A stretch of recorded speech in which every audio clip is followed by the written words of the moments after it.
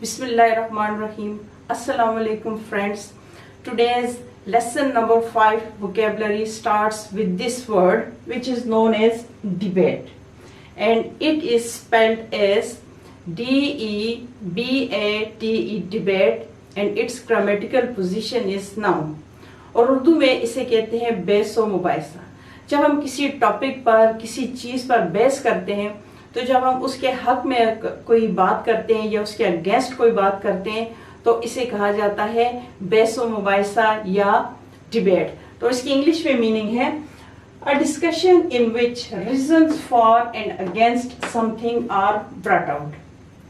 कि suppose if we are talking about को education system in Pakistan, it is transparent clear that some people are totally against this educational system and some people are in the favor of this system, and as a result of this difference the multiple and different opinions which comes out are put forward। तो ये जो multiple different type की जो opinions होती हैं, बातचीत होती है, तो इसे हम कहते हैं डिस्कशन या डिबेट। और इसकी इंग्लिश मीनिंग है a discussion in which reasons for and against something are brought out। यानी जब कोई कन्वर्सेशन या डिस्कशन चल रही हो तो जब हम उसके हक में बात करते हैं या उसके अगेंस्ट जाते हैं तो इसे कहा जाता है डिबेट या डिस्कशन। तो चलिए इसके पहले सेंटेंस की तरफ आते हैं। The debate between the two candidates was heated. Firstly, I am going to explain this word candidate। इसकी इंग्लिश मीनिंग्स होते हैं नॉमिनी या कंपेनर, और उर्दू में से कहा जाता है उम्मीदवार।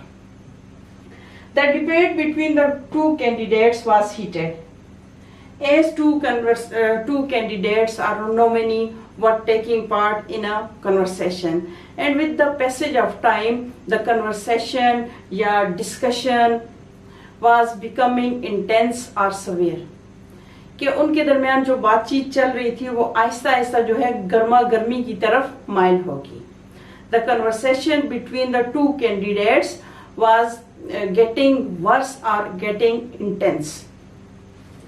And its second sentence is debate in the US senate lasted for 5 days। As we know that senate is a very important part of US political system। Here we are told that the discussion on some topic was continued in the US Senate for 5 days। कि US Senate में किसी topic पर बातचीत जारी रही तकरीबन 5 दिनों तक। Instead of shrieking at each other, the student decided to have a debate on the topic। यहाँ कहा गया है कि स्टूडेंट्स जो है वो किसी चीज पर बातचीत कर रहे थे, किसी टॉपिक पर, और एक दूसरे पर चिल्ला रहे थे। तो सडनली उन्होंने कहा कि वो मिल बैठ के इस टॉपिक पर बात करें तो कोई ना कोई सोल्यूशन निकल आएगा। Instead of, as we know that we have read this word shrieking at। shrieking at का मीनिंग होता है screaming at, yelling at, यानी चिल्लाना।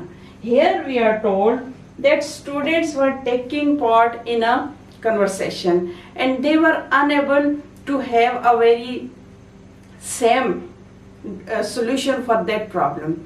They were not agree with each other, they were crying and they were shrieking and yelling at each other।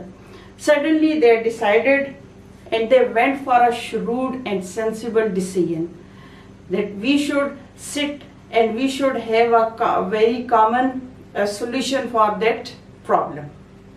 कि हमें एक दूसरे पर चिल्लाने के बजाय अच्छा है कि हम किसी मुनासिब डिसीजन पर बैठ के बातचीत करें और किसी रिजल्ट पर पहुंच जाएं।